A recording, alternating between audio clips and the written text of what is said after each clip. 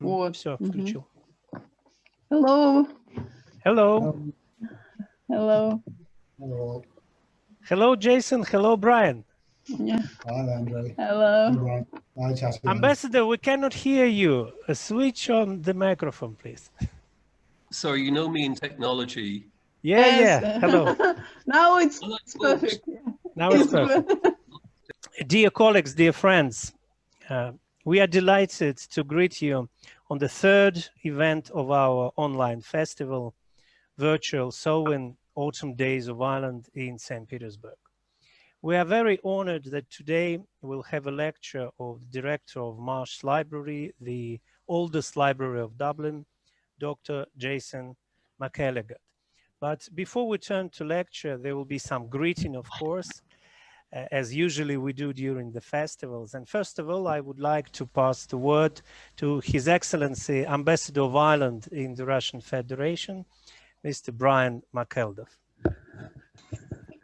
Andre, thank you very much. Can everybody hear me well? Yes. Good. Greetings from Moscow. Greetings to everybody. I'm actually a bit intrigued about the dreadful things which were said yesterday. Tatiana, I really wonder what they were. But anyway, I'm very glad that Halloween is becoming a thing, as they say in Russia, and it seems to be expanding. It's a little bit like St. Patrick's Day, which used to be one day, now it's taken over the whole week in the middle of March. But Halloween is an Irish festival, and we're reclaiming it because people think it's somehow American or something commercial, but it has ancient Irish roots. So just to say, I mean, it's wonderful to see Jason, Dr. Jason McElligott. I assume, Jason, that you're at home because the books behind you look a little bit new to be, to be in Marsh's library. I was very pleased to visit Marsh's library, the oldest library in Ireland, a few months ago, which seems like a different world, of course, before the COVID crisis took over our lives, really. I was very impressed by it, and I was very interested. Many aspects are wonderful about the collections, including some very interesting early Russian printed books. And I know that Jason has an interest in building our cultural links with Moscow and St. Petersburg. We had hoped to welcome him in person to Russia this year, but again, things have not been possible. So fingers crossed it will happen before too long, perhaps even next year. Certainly you'd be most welcome. So on that, I think we are all looking forward to listening to the presentation on Bram Stoker, a very eminent Dubliner, very eminent Irish writer, who's had a wonderful legacy through the creation of Dracula. And I think people are very familiar with the character of Dracula, but maybe less familiar with Bram Stoker and his very interesting life, and even the connections in his life with Russia. So on that, I'll end there. So I will hand back. Do I hand back to you, Andre, or to Jason? Thank you, Ambassador. Thank you very Andre. much for your kind words and your welcoming greeting.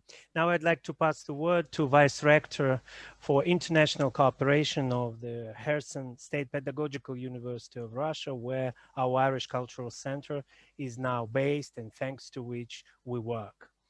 Professor Julia Komarova.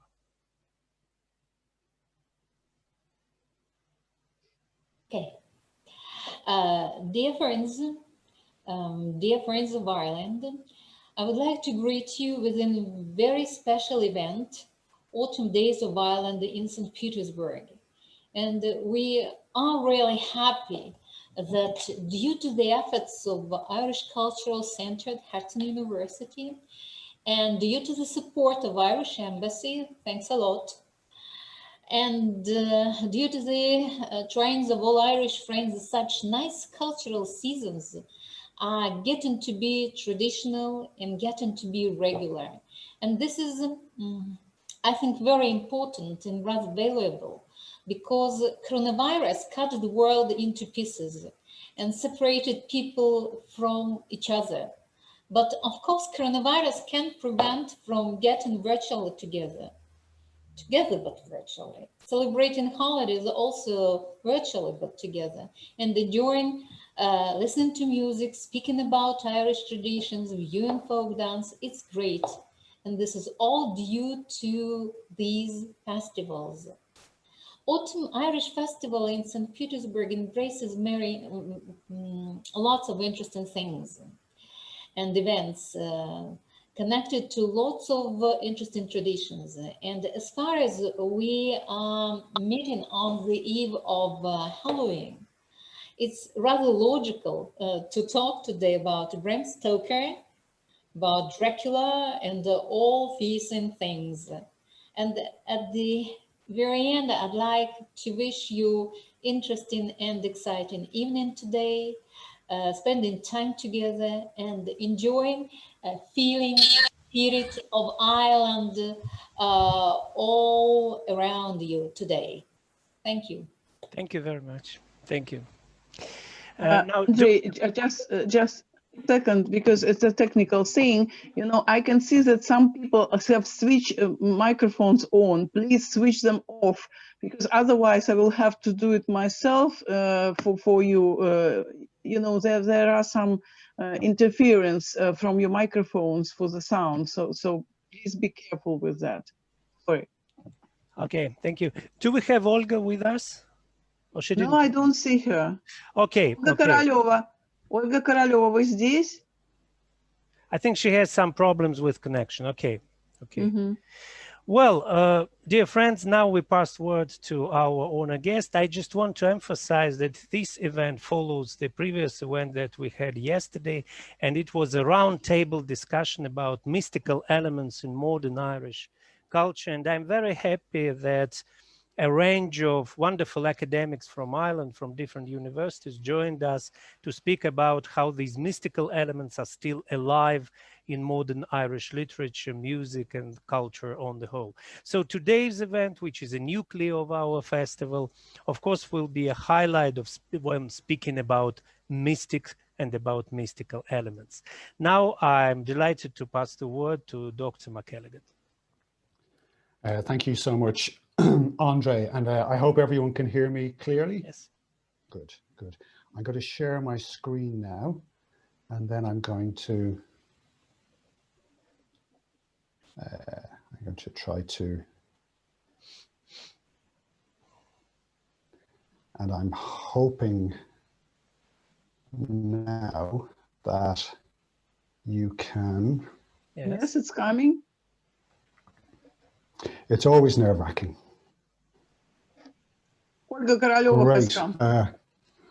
It seems working. So listen, I'm very grateful to you all for the invitation to speak today. I'm very grateful to His Excellency, Mr. Brian McElligott, for his kind words of introduction. And I'm also grateful to Professor Yulia Komarova and Professor Andre Marshinian for the invitation to speak to you here today at Henson University, 2 days before the big Irish festival of Halloween, which, as you know, is based on the ancient Irish festival of Samhain.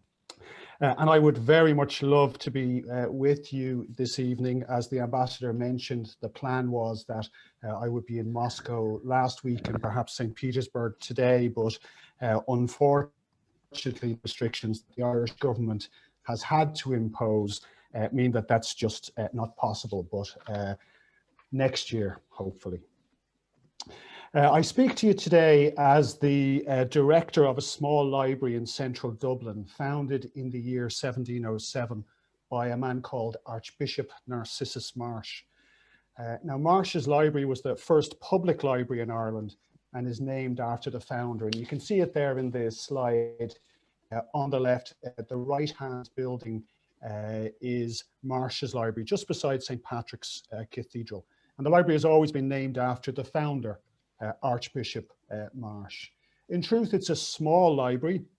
We have a collection of about 25,000 books and manuscripts from the 16th and from the 17th centuries.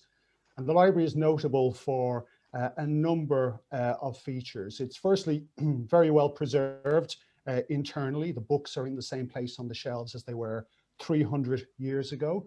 So I often say to people that if Jonathan Swift, who was an early reader in the library, was to come back today, he wouldn't just recognize the building, he would be able to find his favorite books on the shelves without having to consult the catalogue. He could just see them by sight. The library is also noticeable, though, for the fact that Archbishop Marsh was a scientist and a linguist of some note who collected rare and curious books, including a dozen early Russian texts from the 16th and 17th centuries. And these are very rare and curious to us, but for Russian scholars and Russian students, I think they're much more familiar. This is Archbishop Marsh's personal copy of Bukvar Ketino from 1653, which he annotates in Latin as being an introduction to the Russian language. He also has a number of texts. I think he has a dozen in total early Russian texts, but he has 3 of the first texts published in Russia by Ivan Fedorov in Moscow in the 1560s. And this is his copy of Apostle from 1564. And what's interesting to me is that you can see at the top that the Archbishop has annotated in Latin that this is the Apostle of Paul, this is the Epistle of Paul to the Corinthians. And then on the right-hand side, he has enough familiarity with the Russian language to be able to break the Russian text down into the chapters that he's familiar with in that. It's not that he's massively familiar with Russian, but he's certainly trying to learn to have a basic understanding of the language as a very interested linguist. But my talk today isn't about Marsh's library, and it's not about our Russian collections. One of my colleagues in the library, Olga Taranova, is a Russian citizen, and she's currently working on an online exhibition of our early Russian holdings. And we've unfortunately been a little bit delayed in that because of the virus and the lockdown, but that should be coming pretty soon. But my topic today is the Irish novel from 1897, Dracula. And sometimes it's strange when people hear that Dracula is an Irish novel, because many people outside Ireland don't realize that Bram Stoker himself was born in Dublin in 1847. And my background is as a 17th century historian, but I've become fascinated by Bram Stoker over the last 5 or so years as I've realized that Bram Stoker read as a teenager in Marsh's library. So I've become more interested in him in that context. Archbishop Marsh's library welcomed him in the 1860s. But Abraham Stoker, and his name was always shortened to Bram. So Bram Stoker is Abraham Stoker, was born in Dublin into a middle-class family. This is him in 1906. Into a middle-class family in a nice village outside Dublin called Clontarf. And I can show you up there on the top, the arrow points to where Clontarf is in Dublin Bay. There's a picture of the family house. It's a modest middle-class house. It's not terribly extravagant. Clontarf at the time was a middle-class village outside Dublin. It's now a middle-class suburb on the outskirts of Dublin by the sea. Bram's father was a middle-ranking civil servant in Dublin at Dublin Castle, the seat of British power in Ireland. And the family were comfortable in middle-class surroundings and also comfortable with Ireland's place within the United Kingdom of Great Britain and Ireland in the mid-19th century. And when Bram was growing up, he recounts hearing many stories about the glories of the British Empire and the adventures of British explorers. In 1864, he entered Trinity College, Dublin, and here he was known as being extremely friendly, gregarious, sociable, intelligent in his way, but not overly bookish, but very athletic as well. He was a man who stood almost 2 meters tall, very strong, and very well known around town for being an incredibly affable person. You might say that he knew everyone in Dublin. He left Dublin in 1878 to take up a job working as the business manager for the actor Henry Irving. And this is a picture of Henry Irving, who was the most famous actor of his day, a Shakespearean actor who owned the Lyceum Theatre in London. And the Lyceum Theatre, as you can see there, is still, well, was until very recently, still operating. Irving, as I say, was extremely famous in his day. He was the first actor to be knighted by the British Queen. He was Sir Henry Irving. And Bram Stoker's job was as the business manager of the Lyceum Theatre for 30 years. And that meant that Bram was at the centre of cultural life in London. Interestingly, he knew very well in London the other Irish writer that we think of when we think about London at this time. He knew Oscar Wilde. And they also had another connection because some of you may know that Oscar's fiancée, Florence Balcombe, broke off the engagement with him to marry Bram Stoker. It's been suggested that she had an inkling there might not be a happy married life with Oscar in the future. Whatever about Oscar's feelings about Florence breaking off the engagement, the three of them knew each other well in London and were very sociable together.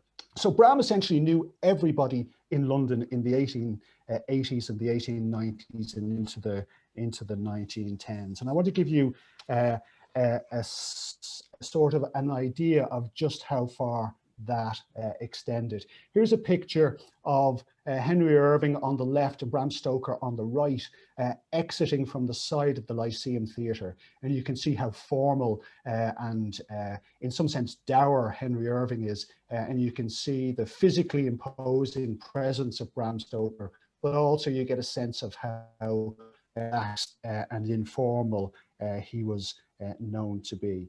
Bram's job essentially was to be at the entrance as guests arrived into the Lyceum Theatre. And whereas Irving could be dour, taciturn and unfriendly on occasions, Bram Stoker was always friendly, gregarious and hail fellow well met. It was his job to chat to people as they came in, find a nice word, chat a little bit, ask questions and make a connection. He also arranged tickets for important people. He controlled access for journalists and reviewers. And he made all of the bookings for the very successful tours of the Lyceum Theatre in the provinces outside London. And he was also the organiser and manager of the very successful tours of the Lyceum Theatre in the off-season throughout the 1880s and 1890s across the United States of America and Canada. And in total, Bram spent 2 full years of his life traveling with the Lyceum Theatre to every corner of the United States and Canada and met all of the great and the good of American society. You see, the Lyceum was known for many things, but one of the things it was very famous for in cultural life were the dinners which Bram Stoker had to organise after play nights. It was here that he came into his element as being extremely sociable. So, for example, he knew on a regular basis and got to dine with the then British Prime Minister, William Gladstone. He met on many occasions his childhood hero, the British explorer, Sir Richard Burton. And we know from a series of manuscripts, which are now preserved in Washington in the United States, that many of the stories or many of the ideas for Bram's novels come from these social interactions that he had after dinner in this room, which was known as the beefsteak room, because beef was the general item on the menu. One of the most intriguing people he met, and it gives you a sense of just the friendliness of Bram Stoker. One evening, Bram was sitting beside somebody he didn't know at the beefsteak room. And then introduced himself as Colonel Talbot Harvey. He's not in any way known to history at all. He's been very hard for me to track down. But in Bram's account of the story, he asks, "And who are you? What do you do?" And Colonel Harvey replies that he is the keeper of, and here I'm going to use the 19th century terminology, not the terminology I would use in the modern day. He is the keeper of a lunatic asylum and a prison called Millbank. And Bram Stoker says to him, "That's absolutely fascinating. I've always been interested in lunatics and the criminally insane." To which Colonel Talbot Harvey says, "Well, you must come to Millbank and I'll give a tour." So Bram recounts on numerous occasions going for lunch to Colonel Talbot Harvey in Millbank, and then being brought around on the doctor's rounds, going into the cells with, as he called them, the lunatics and the criminally insane, and talking to them, interviewing them, finding out about their crimes. And it strikes me that this may be why some of the most lively scenes in Dracula concern the lunatic, to use the contemporary parlance, Renfield, and the visits of his doctor, Dr. Seward. They're very, very lively, and I get a sense that this is part of Stoker's ability to make friends and incorporate parts of his life into the story.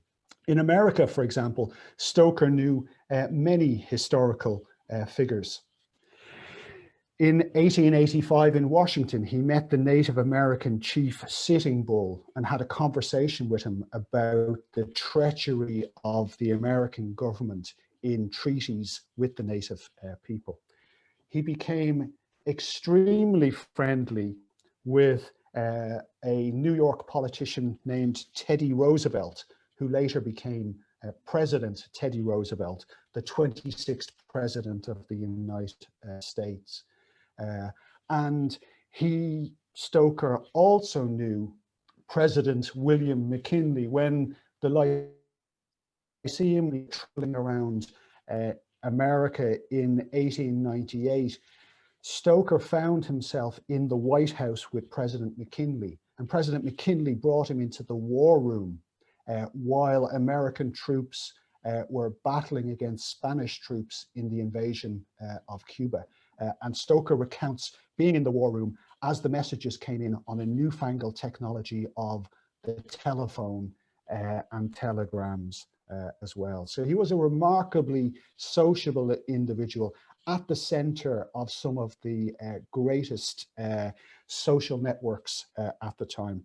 And this social network, intriguingly, extended to some knowledge of Russia, because Stoker also recounts that in 1892 in London, he attended a talk given by the Russian anarchist Sergei Stepniak-Kravchinsky, and I do hope I haven't mangled that name too much. He attended a talk by Stepniak, as he was known in London, in favor of the 8-hour working day on May Day. Stoker enjoyed the talk so much that he invited him to dine at the Lyceum, and then they had a series of meetings over the next weeks and months in which Stoker recounts that Stepniak told him about Russian politics and also explained to him about the exile, the system of internal exile to Siberia. And Stoker recounts that the way Stepniak told us the story, he was very sympathetic towards the plight of individuals who were exiled internally by the Tsar. And Stepniak also gave Stoker a whole run of this newspaper that you can see there, Free Russia, which is the English language newspaper produced by the Society of the Friends of Russian Freedom.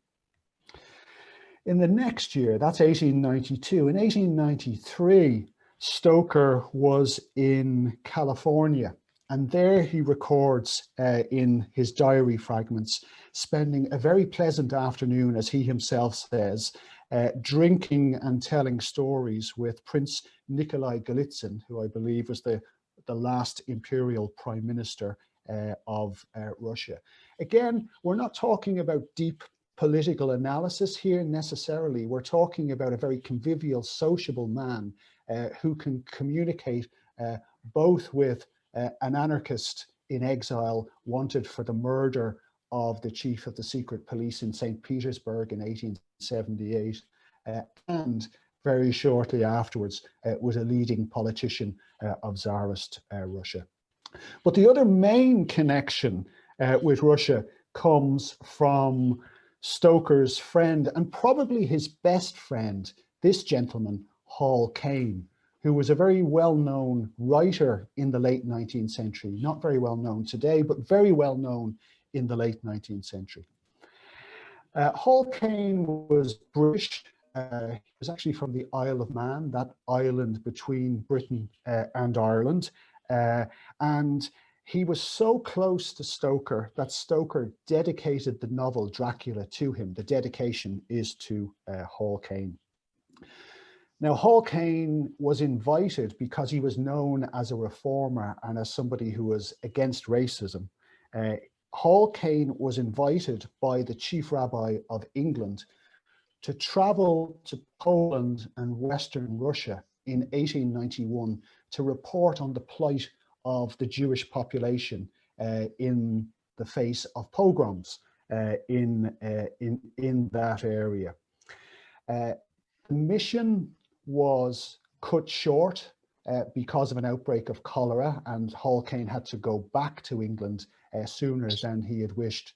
But he did report in public about the plight of Jewish population in that area, and as to why there were Jewish refugees arriving in England. And again, Stoker is part of these conversations in that room, the beefsteak room, and explains in his diary that Hall Caine explained the background and why these people were having to flee Russia. So in some ways, Stoker is like a magpie. He takes little bits of information from a variety of different places. And these Russian links, whether it's with Stepniak or Prince Golitsyn or with Hall Caine and Mishtu in Poland, I think may explain why there are a few intriguing, tantalizing references to Russia in Dracula. And let me just reiterate some of those references, or perhaps go over them again for some of you who may not have read the novel recently. It's interesting, in preparing for this talk, I reread the novel, and it was then that the Russian elements stood out to me. They hadn't really occurred to me before. It's funny how reading a text for a specific situation means that you pick out different parts of the text. As we know, the action in Dracula starts in Transylvania, which Stoker chose as a place which was far enough away so that none of his audience would know anything about it. Transylvania is important to him literally as somewhere beyond the trees, Transylvania. But it also happens to be, as you'll know, on the borders of the then Russian Empire. And it's intriguing that the ship that brings Count Dracula from Transylvania to England is a Russian ship. It's the Demeter. And when that ship lands in England and Dracula escapes in the form of a dog, there is an inquiry. And the log of that ship has to be translated from Russian into English by the Russians, and then it has been going on. So the log is in Russian and is translated into English. And once again, when Dracula flees from England back to Transylvania, it's a Russian ship that he is on board. The name is the Tsarina Katerina. And finally, when one of the heroes who are hunting down Dracula is talking about his prowess in hunting, he explicitly mentions that he had enjoyed hunting in Tobolsk in Siberia. Now, I'm going to argue that Russia is central to Bram Stoker's Dracula. But those references do show, I think, how he could draw on numerous to create his novel. And throughout his 30 years at the Lyceum, Stoker wrote fiction. He wrote 12 books in total, 12 novels and several collections of short stories. None of the novels were commercial or critical successes at the time, and some of them are not necessarily very good books in themselves. Dracula is, if we're being honest, the best of all the novels that he wrote throughout his 30 years as a writer, essentially in his spare time. And Dracula, even though we look at it now as the best of those novels, was, like all of the other novels, not really well read at the time. In fact, Dracula was so little read or regarded at the time that we don't actually have very many examples of people reading it in the first 2 decades after it was published. Very few indeed. We have professional reviewers, and we have a very small number of real people, if you will. And intriguingly, 2 of those early readers are Russian. The first early reader that we've come across, and here I owe this reference to my colleague Olga Taranova, who was able to dig around and find some of the early readers, is Alexander Bloch, who wrote to a friend in September 1908, "I read it for 2 nights and was desperately afraid. And then I realized its depth, regardless of its literary value." And that seems to me an interesting and thoughtful position. Bloch knew it was not great literature. It wasn't necessarily the most brilliantly written book that he had ever read. But he did realize that there was a richness to the text, a richness beyond the horror which had initially engaged him. The other early reader, and again, we're talking about no more than about a dozen early readers in the first 2 decades that we know of. The other early reader is Tsar Nicholas II, who writes in his diary on the 19th of October, 1917, "It was warm, occasionally snowing. Before breakfast, I sat downstairs with Kostritsky." I believe Kostritsky was the Romanov family dentist. "Read much. In the evening, I started reading Dracula aloud." And then on the 30th of October, Nicholas confides to his diary, "The day went as usual. The weather was warm. In the evening, I finished reading Dracula out loud." Very unusual to read a novel out loud, and it might explain why it took him the best part of 11 days, I think, to read the novel. Unlike with Bloch, we have no information as to what the Tsar thought of Bram Stoker's novel. It would be really interesting to know if he saw anything of the revolution or the Bolsheviks in the novel. Did he identify with the character Van Helsing, who would slay the beast and the monster?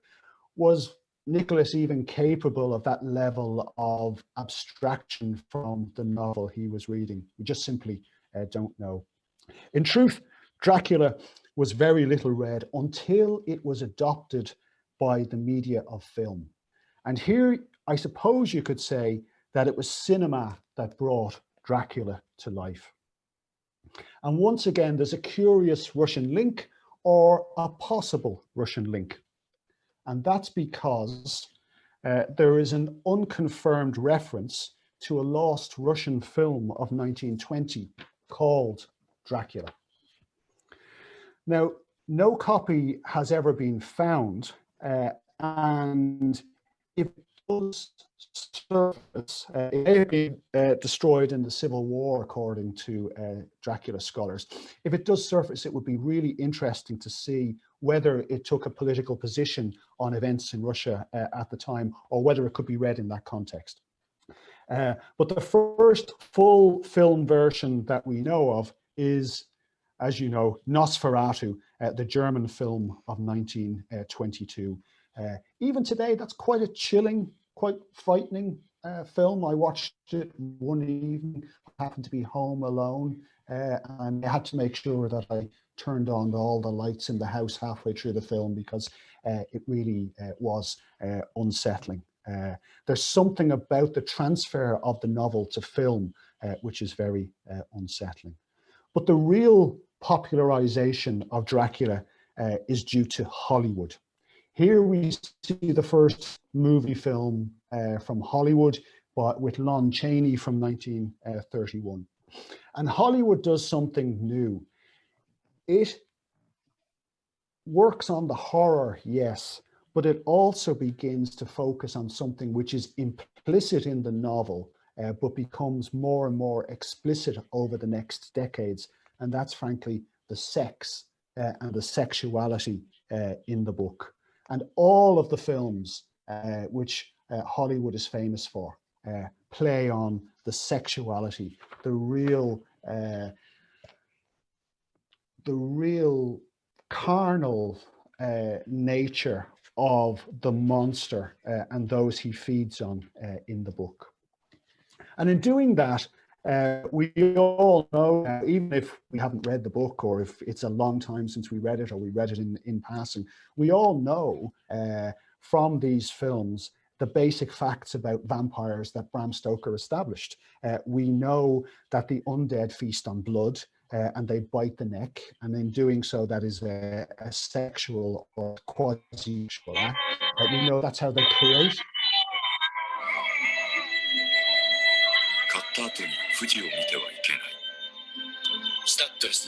Hey guys, welcome back to today's video. Today is Sunday, October 25th, 2020, and today we're going to be talking about the 2020 presidential election in Texas. I never really make videos honing in on certain swing states, and I've kind of pushed aside. Hear that? Hello? Yes. Yes, sorry, I'll go ahead. His microphone is on.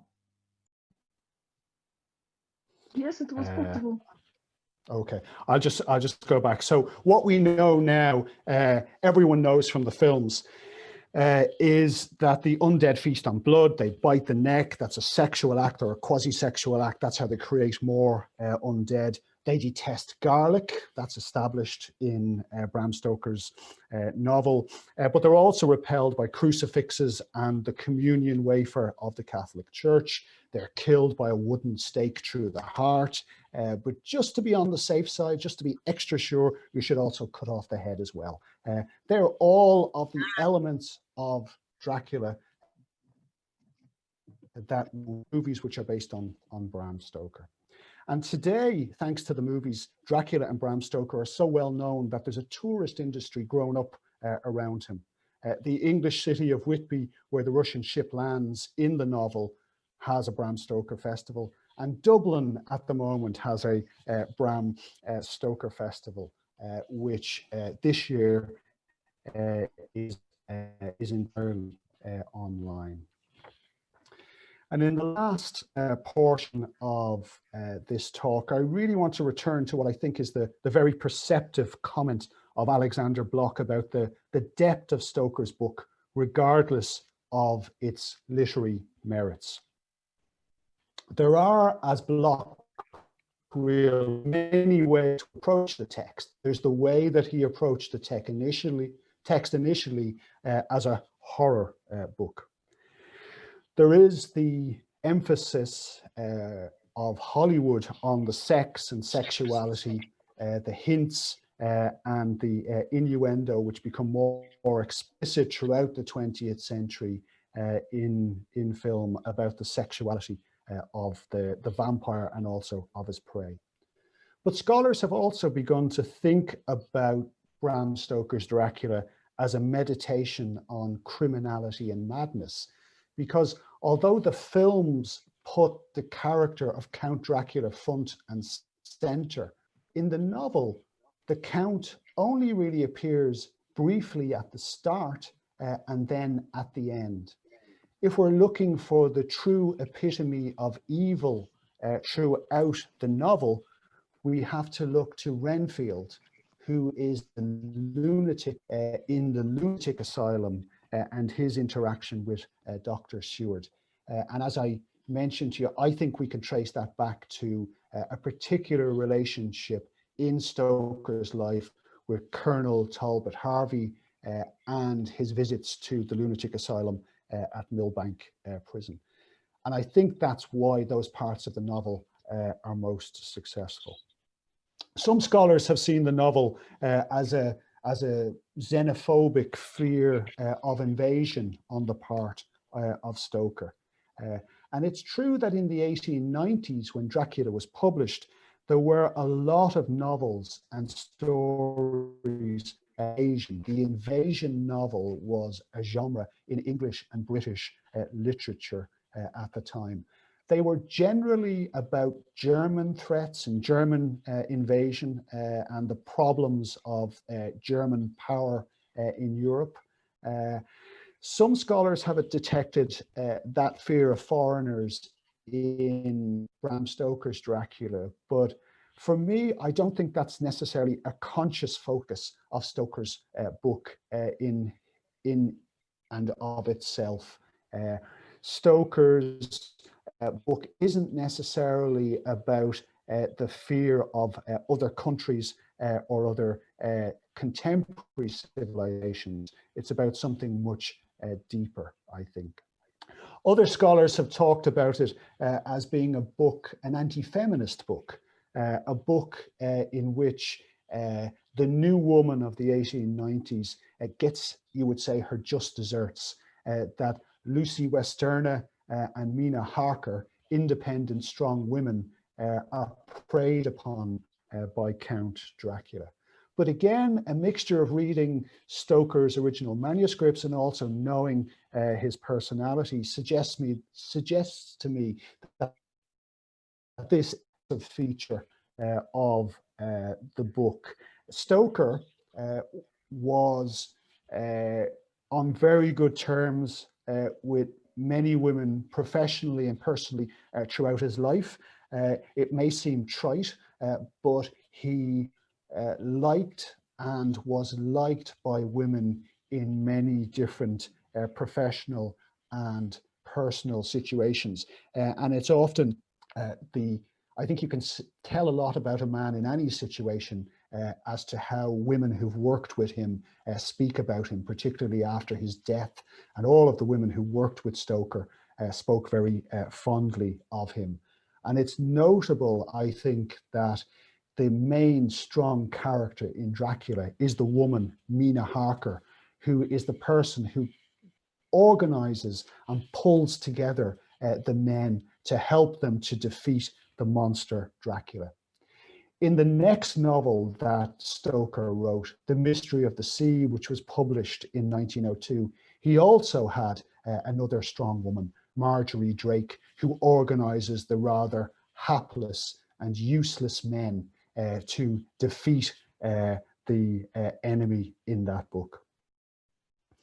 So if it's not really an anti-feminist book, if it's not a xenophobic book, what really is Stoker trying to do with Dracula? The first thing I think he's trying to do is he is trying to celebrate science and technology. And here in this slide, I show what was cutting edge technology when Stoker was writing Dracula. This is a very early typewriter. And it's noticeable throughout Dracula that technology, cameras, very early Kodak camera, trains, telegrams, typewriters, and phonographs, which are used to dictate oral diaries, are used to amass data. And it's an intriguing word. We use the word data for information today, but Stoker in the 1890s uses the word data.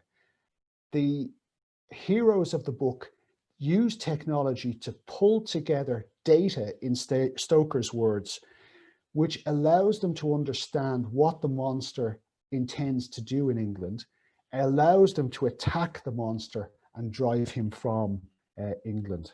So here we have technology being used by these people to defeat the pre-modern forces of Dracula. And in that celebration of science and technology, Dracula is a celebration of Britain. It's a celebration of Britain as the greatest empire ever seen until that period in time, but also as a commercial and technological power. And for people, Irish people today, that's a really interesting conundrum to think about the changing nature of Irish identity, because Stoker is an Irishman for those of us living today in Ireland, but he identified in different situations either as entirely British, or as British and Irish, or as Irish and British. And in some ways, it's harder to understand in the modern republic how that would be possible, but it gives us an understanding perhaps of the fluidity and the different types of identity possible in Northern Ireland today, where the Good Friday Agreement guarantees people's right to be British or Irish, or British and Irish, or Irish and British. Stoker's identity as an Irishman was complex and was rooted in specific places where he found himself, either in London or in America. So he celebrates Britain and its empire, something quite strange to many of us today reading the novel. But the other thing that he celebrates is that he celebrates America. I don't think it's too great an exaggeration to say that Stoker was in love with America. Even in 1900, when the British Empire was at its zenith and controlled up to 20% of the total land surface of the earth, Stoker believed that the 20th century would belong not to Britain, but to America. And he does that right throughout his writings. In Dracula, for example, he has one of the central characters, Dr. Seward, say of the American character in admiration. Dr. Seward says of the American character in admiration, "If America can go on breeding men like that, she will be a power in the world indeed in the coming century." So Stoker was really wearing his heart on his sleeve there, his love of Britain, but also the idea that in terms of liberty and freedom and controlling the world, and he saw those linked together in ways that we would find hard to understand today. The torch of liberty had been passed from Britain to America, and that's really what he is exploring in his writing. But there's something else, I think, that is going on in Dracula, and I'll finish up now in the last couple of minutes. There's something else that's going on in Dracula which can be understood today in our modern societies, and that's religion.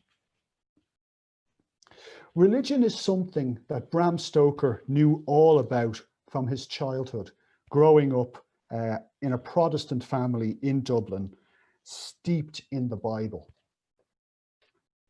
Now, it's not an accident that Bram Stoker had an Old Testament name, Abraham. It was deliberately given to him by his family because of its biblical connotations. And the novel Dracula has dozens upon dozens. In fact, I stopped counting after about 30 or so. It has dozens and dozens of quiet references to and quotations from the Bible. All of his novels do, all of his writings do. And they are mainly quotations and references to the Old Testament.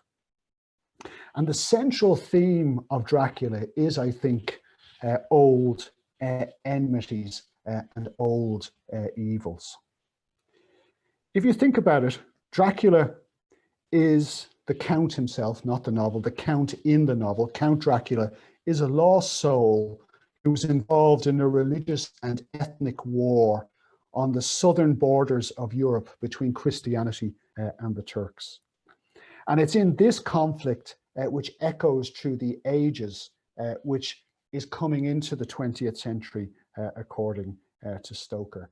As he says, and I have the quotation there, as Jonathan Harker is truthful in Count Dracula's castle, he confides to his diary, "It is the 19th century up to date with a vengeance, and yet the old centuries had and have powers of their own, which mere modernity cannot kill." As a man in love with America and in love with the future and in love with technology, he also understood the power of ancient enmities and ancient suspicions. And as a young man in Ireland, Stoker was brought up in a society scarred by ancient religious animosities. And as a young man, even as a teenager, he consciously and very deliberately turned his back on these differences. He believed that the future for Ireland was one in which Catholics and Protestants lived together in peace and freedom within the United Kingdom. Now, he was wrong on so many levels as to what the future for Ireland would hold. But his lack of interest in the old quarrels of the 17th century helps to explain his real sense of liberation after reaching London. His escape from what he saw as a provincial mid-19th century backwater, Dublin.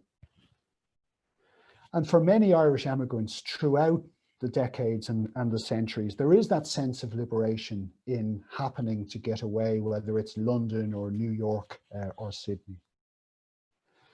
But the background he grew up in also explains why Stoker rarely went back to Ireland at all. He preferred to holiday in Scotland. His background also explains why, apart from his first novel, The Snake's Pass of 1890, Stoker never wrote about Ireland in his novels. There are some novels where it would have made more sense for him to set the story in Ireland, but he doesn't. He sets them in Scotland or he sets them in California. He really doesn't want to enter into the discussions of 1880s and 1890s Ireland about home rule, about the distinctions between Unionists and Nationalists, the distinctions between Catholics and Protestants. And if you think about it, at heart, Dracula is a novel about the existence of evil in the world and the necessity to do good and to fight evil. And that evil is, in this novel, ancient enmities carried over from medieval times and early modern times. The 5 male heroes in the novel are from different nationalities and backgrounds. They are American and they are Dutch. Consciously, he doesn't involve Ireland in Dracula whatsoever. And these 5 heroes from different backgrounds have to unite against the enemy, Count Dracula. And in doing so, from the very start of the novel and right throughout the novel, the English Protestants in the novel are forced to confront their prejudices against Roman Catholicism, quite simply because the crucifix, as we see here, and the communion wafer, the Catholic communion wafer, things that Jonathan Harker says he had been brought up to regard as superstitious, as idolatrous, and as nonsense, these things which he had been taught in the Church of England to be suspicious of, actually work when one needs to confront really existing evil in the world.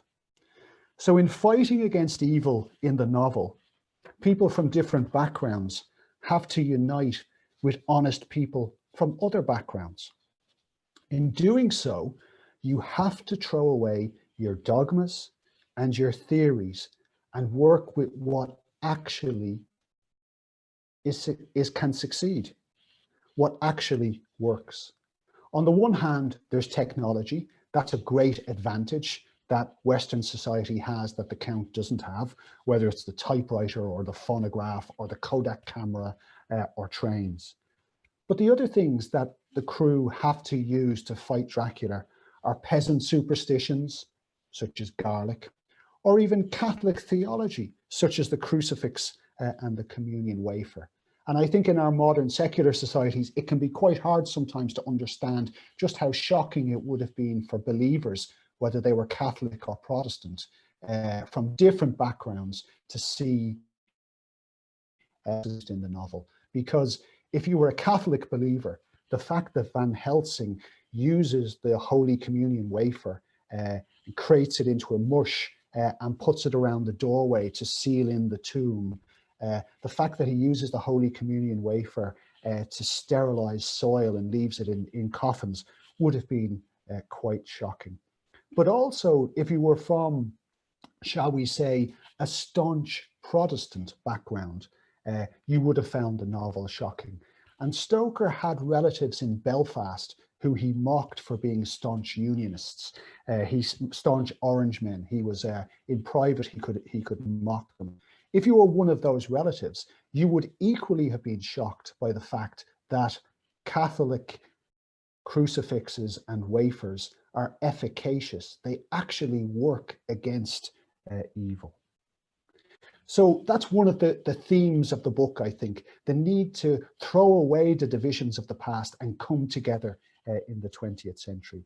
And he hammers home that point, and I'm going to conclude on this because I have intruded upon your generosity for far too long. I'm going to conclude on this point. Stoker hammers home this point in a very subtle way.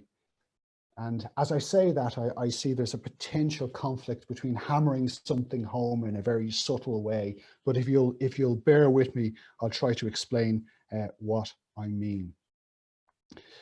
The evil monster in the novel is Count Dracula. And Count Dracula was involved in the novel in the 15th, 16th, and 17th century in religious and ethnic warfare between Turks and Christians in the Balkans on the southern borders of Europe, in that borderland between Christian and Turkish influence. Now, it would have been very easy for Stoker to make Dracula into a Turkish warrior. This would have made him easily identifiable as the other. It would have made him different in terms of religion and ethnicity. And indeed, it would have fitted better with the historical reality, because the voivodes, the Vladis family, Vlad Dracula family, in that area in Transylvania, depending on the balance of forces between Turks and Christians in the 15th and 16th century, moved sides. They moved sides to side with the Turks, and at times to side with the Christians. It would have been very easy for Stoker to present the evil character as somebody who had either gone over to the Turkish side or who was Turkish. But that's not what Stoker does in the novel. Instead, he goes to great lengths to show that Count Dracula actually began his life as a noble and intelligent and brave fighter against the Turks. But he lost his soul in the fight against the Turks. Or perhaps he sold his soul to the devil in order to win the fight against the Turks. But whether the Christian warrior Dracula lost his soul in that ethnic and religious conflict, or whether he sold his soul in that ethnic and religious conflict, Dracula is a lesson about what happens to those who engage in vicious religious and ethnic conflicts. Bram Stoker rarely returned to Ireland after he left Dublin in 1878 at the age of 30. And one might say he was like generations of Irish writers who needed to go abroad to find themselves. There's no explicit reference to Ireland in Dracula. And in fact, as I've mentioned today, there are in fact more references to Russia in the novel than there are to Ireland. Yet the central theme of the novel, for me anyway, of the need for religious toleration and understanding, shows just how much he was influenced by being born and brought up among the religious and political turmoil of mid-19th century Ireland, and how and why he stayed away from his homeland for almost all of his adult life. And for me, it's that complex mixture of needing to be away from Ireland, but being shaped by its struggles and its history, that makes Stoker's novel, Dracula, which in truth was written in England, Scotland, and America, it's these things that make it the quintessentially Irish novel. Thank you. Thank you very much. It was most interesting. Thank you. Now we are welcoming questions. Tatiana, do we have any questions in the chat already, or people are still thinking? People are still thinking, and we have Olga Koroleva here. Very nice. I have a question as well.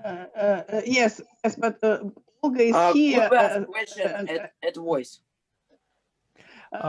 Okay, well, a bit later we will give this opportunity to one by one. Now, Olga, since she wanted to greet our lecturer in the beginning, she was a bit late, we will pass first the word to her so that she can say something and maybe ask the first question. And then Ksenia. Yes. After Olga. Hello, can you hear me? Yes?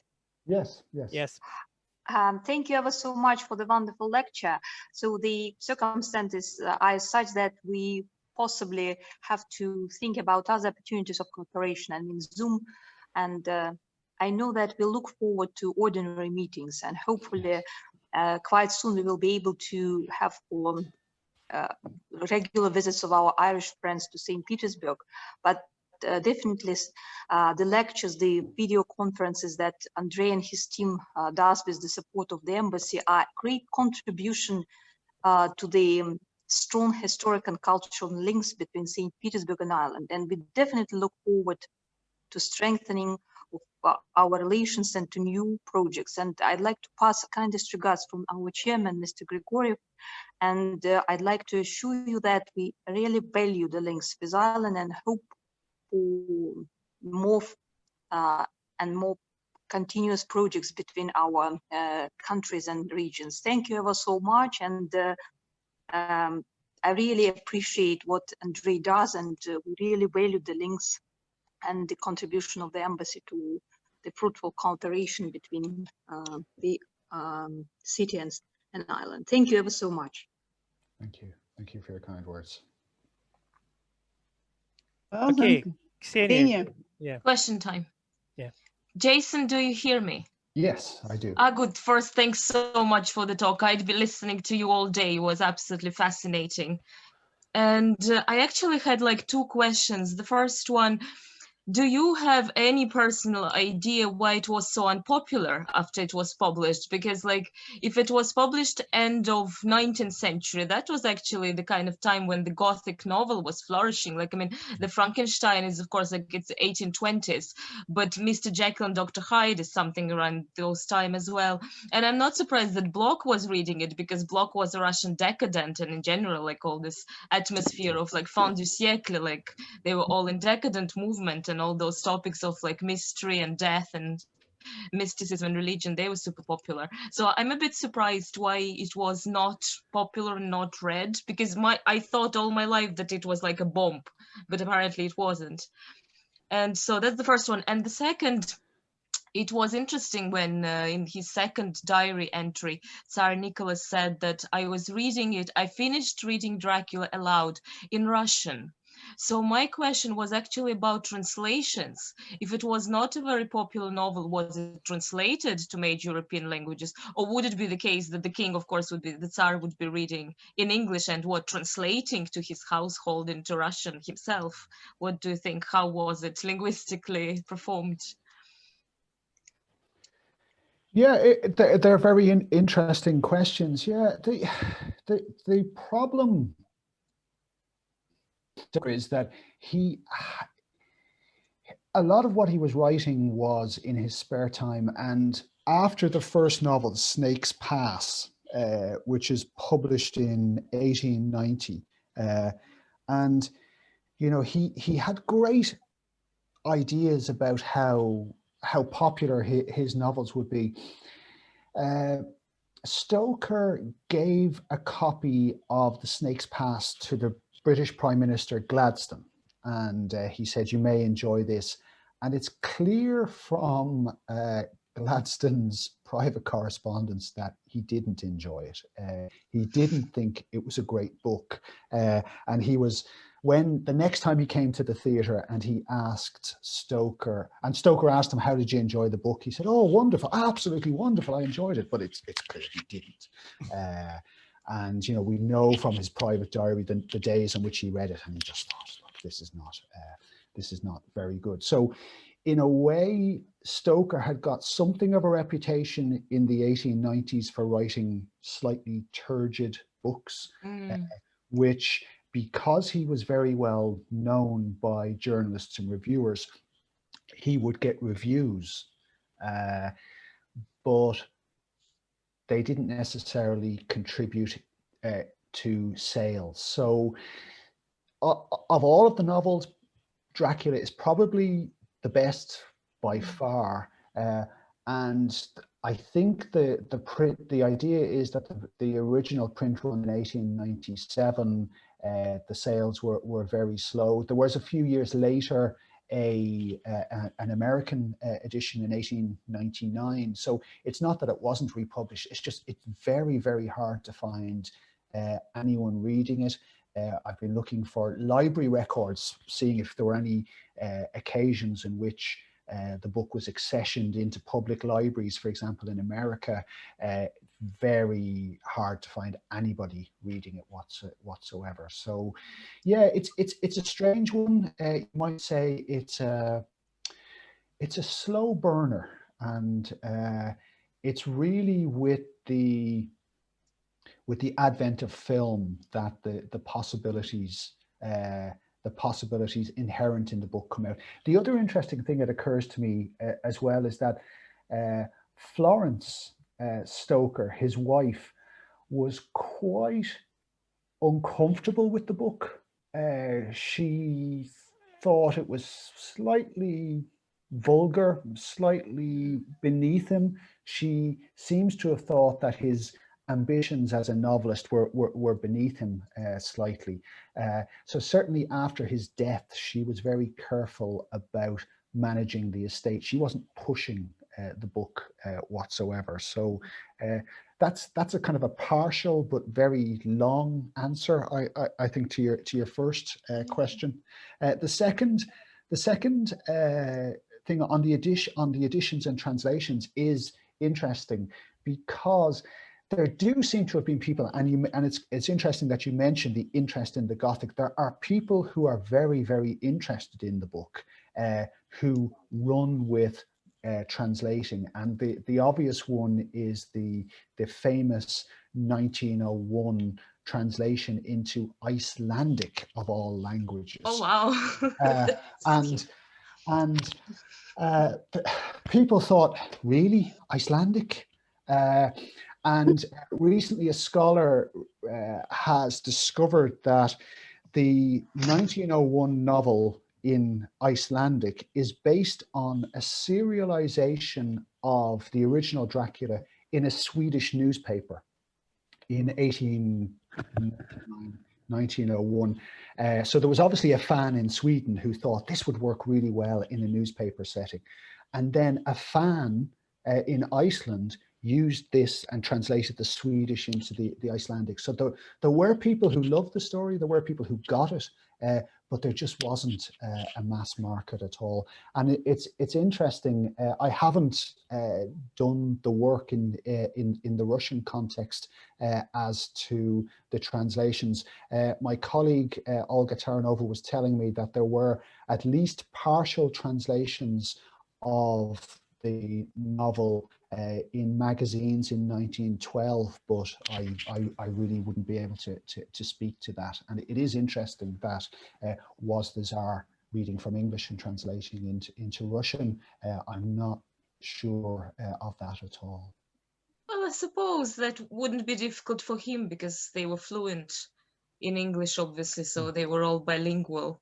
But it is interesting that although this novel wasn't really popular on the British Isles, it made its way to Russia, which is kilometers away. And so it was maybe like a bit marginal, but still people of the literature knew about its existence. So that's interesting.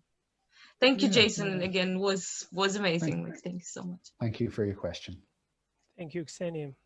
Okay, may I now? Yes, of course. Yes. Well, first of all, as a co-organizer, let me thank you for the lecture.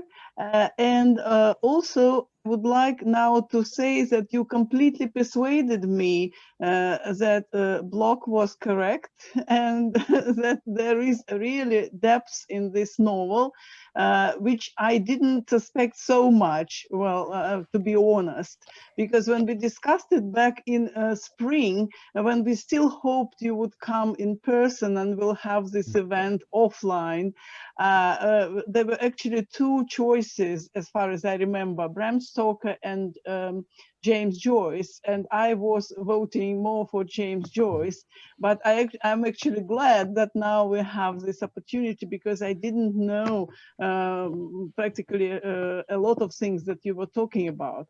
But my question is, and after my question, I will read some questions from the chat because there are several. My question is that if we continue this idea of Bloch, what would you say nowadays, looking from a modern world and from modern literature? So what would you say about the value of it as a, well, as a text? So should we think about it only as the novel which gives a lot of very deep and interesting thoughts and information, or can we value it as a literature, a fiction, well, of one of the best, etc.? Thanks for your question. I have to say there are times on reading it and rereading it where I become frustrated with what is in a way a very old-fashioned structure to the novel. The idea that one has letters and one puts memoranda together, and it's sort of an epistolatory novel of the 18th century almost. And there are times in which there are, as I think I was suggesting, there are times in the book where the writing is really good. There are flashes of genius. The description, for example, of Jonathan Harker in the castle, falling asleep and dreaming, and the three female vampires coming to him is quite beautifully done, I think. If I'm being honest, I think some of the scenes with Renfield are beautifully done, but there are other parts of the novel where it lags and it's slow, and there are occasional parts where it's tedious in parts, and it shows, I think, some of the limitations of Stoker's writing ability in those parts, but it does show that this was the novel that he spent most time thinking out. He spent about 7 or 8 years thinking about it, researching it, and then writing it over a period of time. So I think it shows that all of the strengths and weaknesses of his style. Thank you. Now the questions from the chat. So the first question is from Artyom. Could we call Dracula international character? Yes, I think so. I think there's a universal element to it. I think partly in the sources. So it's clear that every Bram Stoker has its own version of a monster which lives on after death and which feeds on the living. and Stoker, in creating his character, did reading in the London Library and also in the British Museum and in libraries in America, where he was drawing on that folklore, those earlier tales. So there is that world folklore and literature prior to Stoker's novel, but certainly afterwards, after the publication of the novel and the decades afterwards when it's taken up by film, I think it really is an international character which in different societies people can take different messages from that society. But at the very heart, at the simplest way in which we can deal with the character, either in terms of horror or either sexual liberation or sexual terror, you could read it sexual liberation in the 20th century, or you could read it in terms of sexual oppression and sexual violence in the era of Me Too and women standing up against oppression in the contemporary era, in the Me Too era. There are all of those international ways to read the text, I think. Thank you. Well, the next question is from Ekaterina Pavlova. My questions are, there are two questions. So first question is, did Harker, Helsing and the others kill Dracula to destroy him or to save him? And second question, was it even possible to save Dracula, to save his soul and humanity? That's a really interesting question, and it is clear in the novel that Lucy Westenra, the woman who is first preyed upon by Dracula, when she is undead, the men enter the tomb, and again there's a clear sexual undertone to this. The men enter the tomb and they put the stake through her heart. It's clear in the moment of ecstasy as she dies, and it's described as ecstasy, that they are liberating her soul. So she is being liberated, and it is clear that she is going to achieve peace and enter heaven. It is not clear to me that's for the Count himself, for Dracula. I think, and I know scholars argue over this, but I don't think that there's any suggestion in the novel, and I'm open to being contradicted, that they will be able to save Dracula himself. I think he's so far gone, he's gone so far beyond the bounds of what is acceptable that he is beyond salvation, which, now that I think of it, is an interesting theological question. Thank you. Well, the next question. Tatiana, sorry, I also have some questions in the chat. All right, I have five more people Ekaterina Kokoreva, have you seen her question? Not? The question is, I was wondering if Dr. McElligott has any insights as to what prompted the ever-growing number of varieties of vampires in literature, especially in young adult literature in particular, such as Dampers, Morors, Strigors, and so on and so forth. Were there any indications in the Dracula that could have prompted this transformation of a classical view on vampire? No, I don't think there is in the story any indication that there will be different forms of vampire. I think if I understand the question correctly, the questioner isn't necessarily just talking about the way in which the vampire story has been reimagined along contemporary lines. So, for example, I'm thinking of True Blood or any of the teenage sagas, which are based on the tradition, if you want to call it, classic idea of the vampire, or even Buffy the Vampire Slayer. You know, when I was a student in college, Buffy the Vampire Slayer was what we all watched.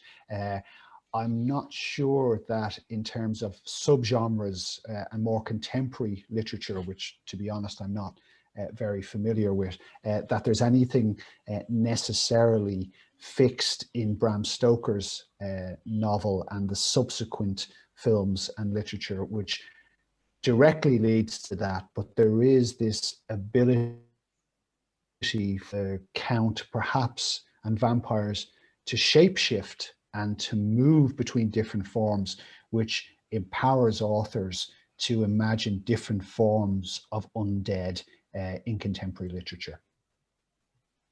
Thank you very much. Okay, now the next question is from Anna. She asks, it is in the following way: you describe Bram Stoker as a person who was very communicable and joyful, etc. While the novel itself is rather dark. What were these, well, why from your point of view? There's a mismatch with his personality and the dark novel he wrote. Yeah, I think the message, in a way, you can look at it as being a dark novel, but actually it's a novel in the end of hope, because people from different backgrounds do unite. The English, the Dutch, and the Americans, the Protestants and the Catholics, they do unite. And they do destroy the monster. And by destroying the monster, they save Mina Harker. They couldn't save Lucy Westerna, but they save Mina Harker. And in saving Mina Harker, they're not just saving Mina Harker from becoming undead. They are, in essence, saving the world. They're saving the future. They're saving all of the people who would have been made undead by Dracula. So I suppose we read novels in different ways, and perhaps I'm just strange, but I find it a very hopeful novel, because it's one in which says there are bad things in the world.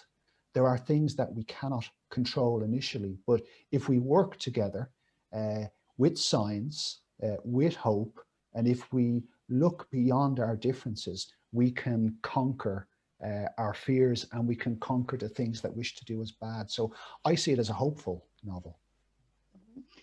Thank you very much. Thanks. Now a question from Georgi Katasonov. So what Dracula film adaptation do you prefer?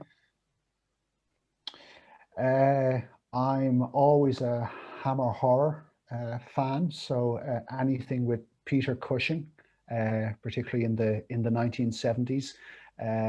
But as I say, my favorite and the one that so intellectually, that's the one I want to say, because they're the best films and they're the ones I have enjoyed. But the ones that I lived through as a student, and perhaps had the greatest social interaction with my fellow students, was that time of Buffy the Vampire Slayer. So so I suppose two different arguments. I'm trying to have it both ways: Buffy the Vampire Slayer and Peter Cushing.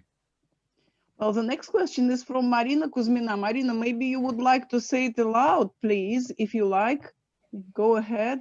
Hello, do you hear me? Yes? Yes. Hello. Okay, thank you. I would like to ask the following question. The idea, the very concept of a vampire was not absolutely new, of course, when Stoker wrote his book, but I suppose that our whole modern knowledge about vampires, the peculiarities and methods of fighting them, and so on, is based on the very Stoker's work. So I wanted to ask, what was that Stoker himself invented and added to the image of a vampire? What was not before him? Oh, that's a really interesting question. I suppose what he does is he think about this, and it's interesting the way you formulate it. What he does is he takes the folk ideas of the evil eye and garlic and so on, and he systematizes that with a more modern approach. So the idea of cutting off the head is obviously something which is traditional. The stake through the heart is something which is traditional as well. For me, what he does is he takes all of those traditional elements together and he unites them with the idea that the religious iconography, which he himself had been brought up to see with suspicious, is useful as well. But in much of this, you're right, he's not actually inventing anything terribly new.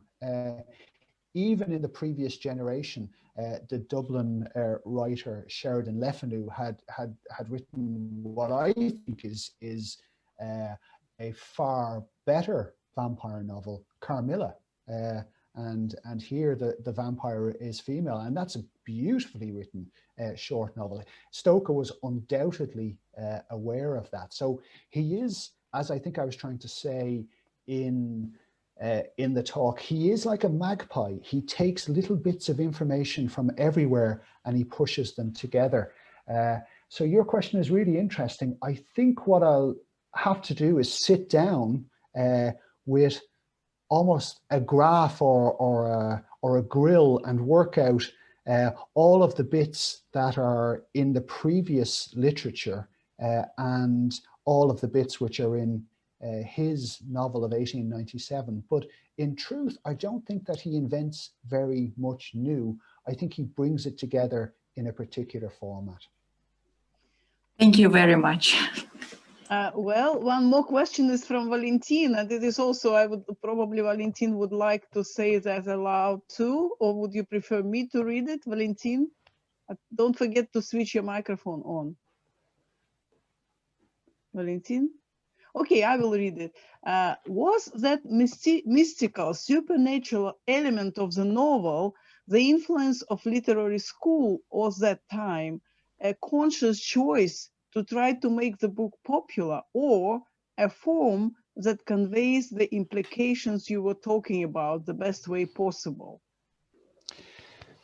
Yes, I think he is trying to convey the implications. I think among the literary circles that Stoker was involved in London, but also in his social circles, religion was not something that they wished to discuss at all. They stayed away from religion.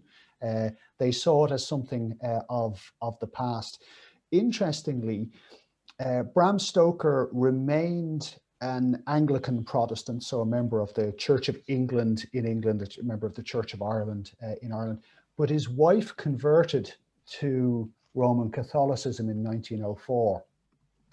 His very good friend, Sir Richard Burton, the explorer who he met as an adult and who had been his childhood hero, Burton's wife also converted to Catholicism. And there is an interesting exchange between Burton and Stoker in the beefsteak room where Burton says, oh, well, there are a whole series of things I just cannot talk about in front of my wife because she'll get terribly upset. So there was a certain decorum about religion. You don't discuss religion. It's not something for polite conversation or topics. I think that was true also in the literary circles that he was engaged in. I do think the more and more I think about it, the more I find what he does with the religion in some ways, as I said, quite shocking.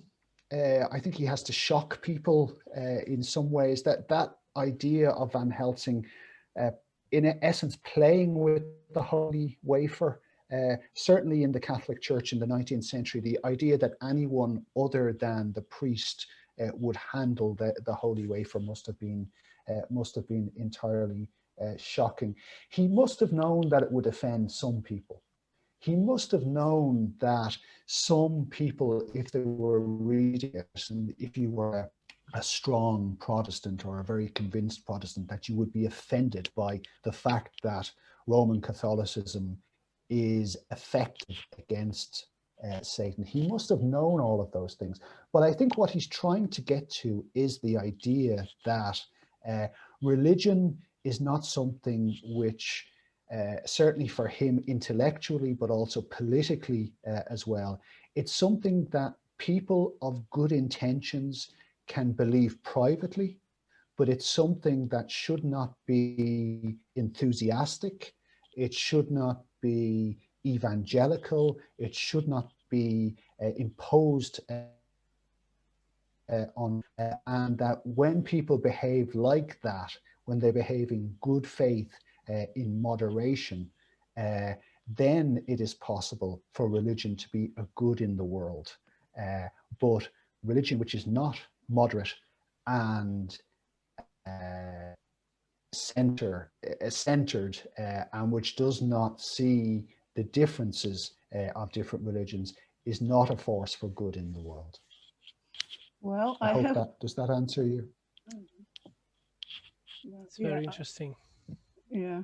Thank well, you. I have a two question. More questions. You have I two think more questions. Thank you very much. Thank you. Do we have still time for two more questions? I think, well, probably one question, okay? One question, and I have a kind of conclusion and the question as well.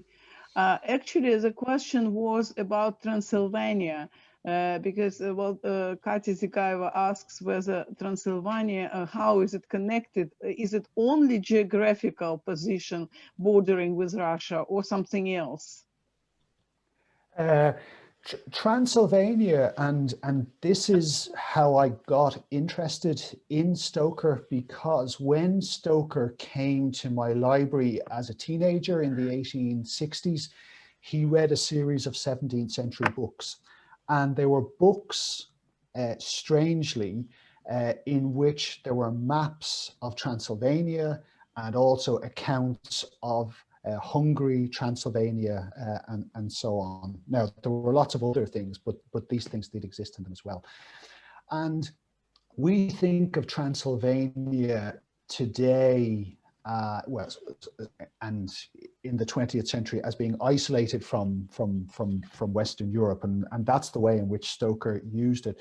But in the 16th and 17th century, in the literature that Stoker was reading, Transylvania was a really important place because it was, first of all, the borderline between Turkish and Christian influence. So as the Turks moved into Europe throughout the 16th century and into the 17th century, that was essentially the battlefield, and it was fought over in Europe, and it was fought over as the Turks moved out of Europe. So that was one reason why Transylvania was important. The second reason was that, strangely, in terms of the Reformation of the 16th century, so the Protestant Reformation, Transylvania was one of the places where Protestantism was very strong. So there were both Catholics and Protestants in Transylvania. And the literature of the 17th century that Bram Stoker was reading shows you how Catholics and Protestants have to work together in that area, despite the fact that they hate each other in the 16th and 17th century. And Catholics and Protestants are fighting each other all throughout Europe. But Catholics and Protestants in the 17th century in particular, in Transylvania, have to unite to fight the Turks. And so he was aware of that historical connection, and it's pulling those things together, which is interesting. He's aware of that history. He doesn't want to give you a history lesson. I didn't want to give you a history lesson. I didn't want to come here and talk about all the books that Bram Stoker read in my library, which are about the 16th and 17th century in Transylvania.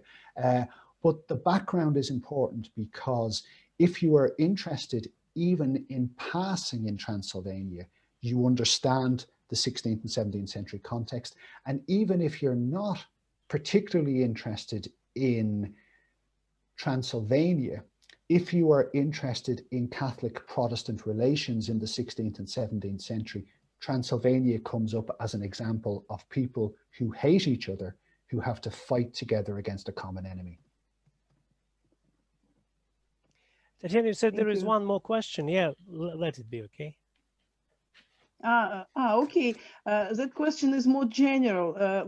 From what you know about Russia and Russian culture, would you say that there are things that are common between Irish people and Russian people? Well, I really wish that I were there over the last 2 weeks, and I could speak with greater understanding about that. I would say that the interest in literature and the interest in culture is very strong. We do say in Ireland that nobody has ever been interested in Ireland for our beautiful weather, but culture and literature has a historic importance here in Ireland. I know, for example, that because we're so far apart, we're about 2,500 kilometers apart, it can be hard to draw connections. But there is one important connection that I found very recently. It's very close to my library, Marsh's. There's the birthplace of an Irish composer, John Field. And I was really interested during the summer to be reading a little bit of Tolstoy, just a little bit, in preparation for talking about Russia, and finding that John Field actually traveled to Moscow in the early 19th century and also St. Petersburg, and he is reflected in Anna Karenina and also in childhood, boyhood, and youth as well. So there are definitely those individual links between our two countries and our two cultures over periods of time. But I think from my understanding from the outside of Russian history is that the shared understanding of the importance of culture and of literature is something that we have in common. Thank you very much for your answer and for mentioning John Field. It's especially pleasant for us, people of St. Petersburg, because, you know, John Field was chosen as symbol of Ireland and Irish culture when there was a 300th anniversary of our city. And now if you come to St. Petersburg, in the very center of the Nevsky Prospect, you will see the stand put there during the 300th anniversary celebrations, which is called European Walk Island John Field. Because just opposite to this stand, you will see the house where he actually lived and where he wrote one of his most known pieces in music. So John Field's connection to St. Petersburg is really essential and important for us. And he's symbolically one of the main figures that connect us culturally. So great. Thanks for mentioning him. Another thing that I just wanted to mention, when you talked about early Russian readers of Dracula, and you mentioned, of course, Alexander Blok, and Ksenia was absolutely right to emphasize that Blok, due to his own interests as a decadent poet, as a member of fin de siècle movement in philosophy and poetry, he could not but read this book because he would be very interested in the idea of how evil can transform to good and about ambiguity of situations between the evil and the good forces. He sometimes is very much playing himself in his poetry and in his plays with these ideas, and vampirism is one of the ideas he was really interested. As for the Tsar Nicholas II, since I read his memoirs, I'm absolutely sure that he could read in English and German as well as in English, and sometimes as in Russian and sometimes in French as well. And I presume that he, of course, read this novel in English, since not only he himself, but all his family understood English properly well. And as for him, he was not at all a decadent person, and he did not belong to this fin de siècle type of mind. But there was a special trait of Nicholas' character. He was very much interested in fatum, in what fate does to the person, especially to the select, to the chosen person in the society. And in this way, I'm absolutely sure he was not maybe interested in revolutionary connections, because he was very far from that, but he always you know, realized himself and his duty as something led by the fatum, but as something he did not really want himself as a human being, but he was doomed to execute, to do in his Very life. interesting. And it came to this tragic end that we know. So I think that such kind of things as horror novels, as something connected to fatum and fate, would be really interesting to him. And as a last question for our today's discussion, I wanted to ask you, so yesterday we had a very nice roundtable discussion on the mystical element in modern Irish literature and modern Irish culture, and how it inherits what was before in the 19th century and even in the Middle Ages. My question would be, do you think that the tradition of horror, the tradition of horror thriller as novel or a piece of literature, is alive in modern Irish literature? And do you think that we can say that some writers inherit this tradition that Bram Stoker so successfully offered to the Irish fiction? That's a really interesting question in terms of contemporary literature. I think for me, and this may show my literary conservatism, it may show or it may show a real divide. To me, there's a real divide in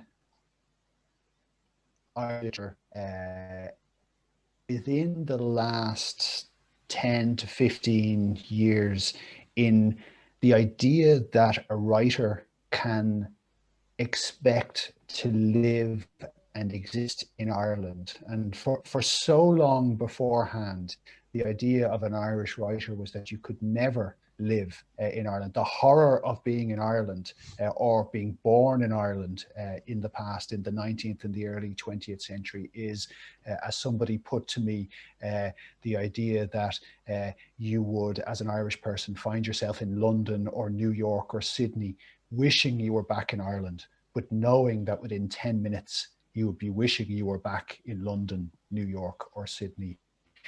That sort of love-hate relationship with a country which writers loved, but it couldn't necessarily support them either financially, emotionally, culturally, or intellectually.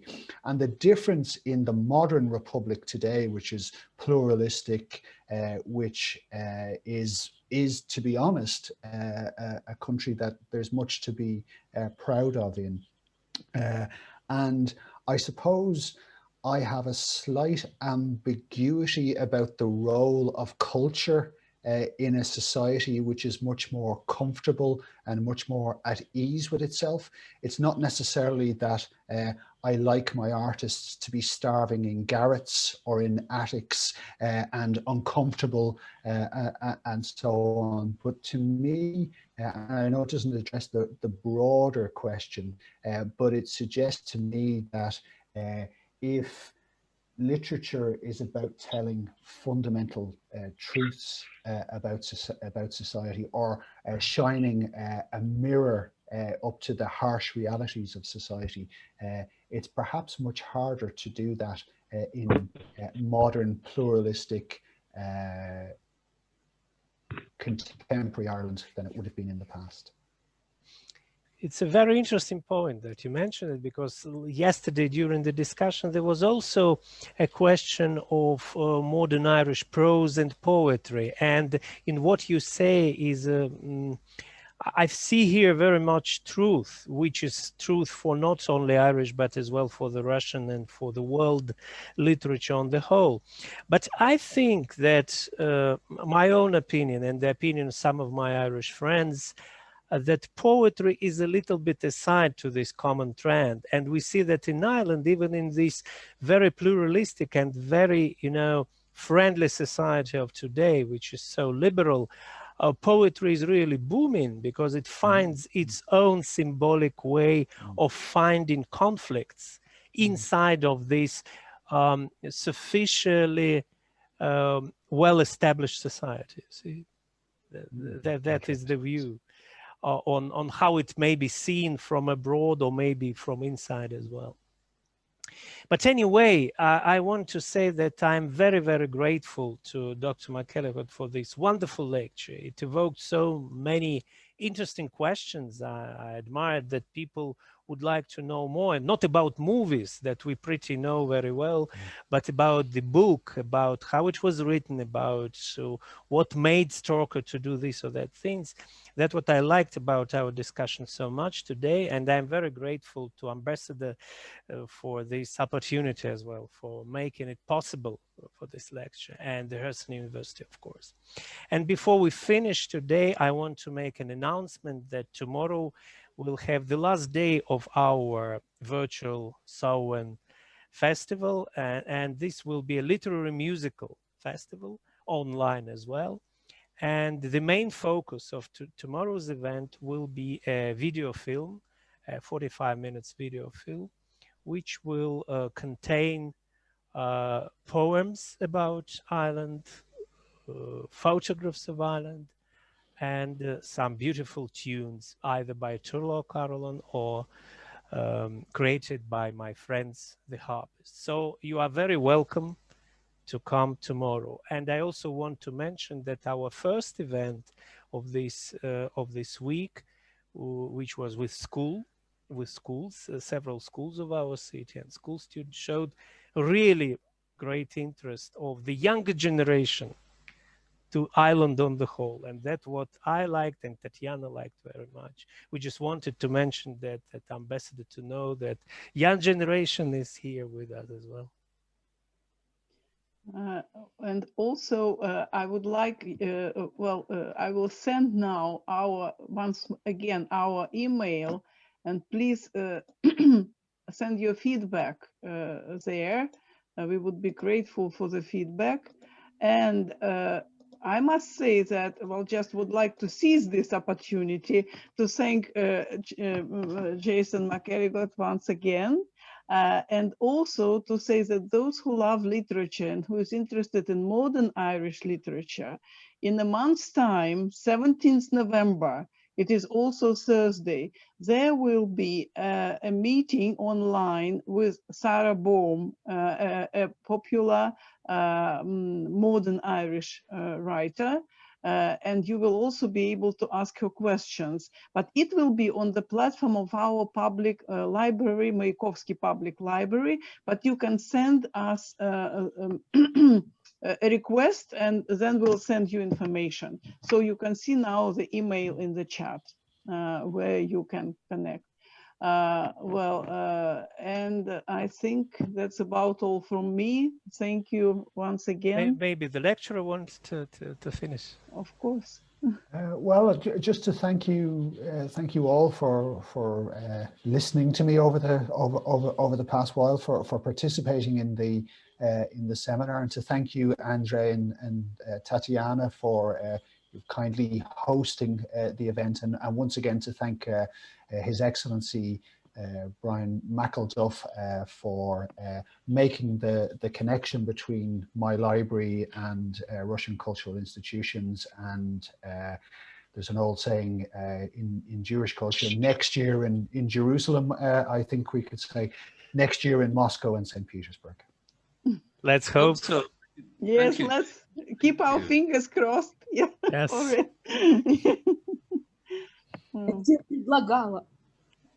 Thank you. Thank you all. And see you tomorrow at 6 o'clock on our literary musical Samhain. Thanks so much. Bye. Bye. Bye. Thanks a lot. Thank you. Bye. Thank you.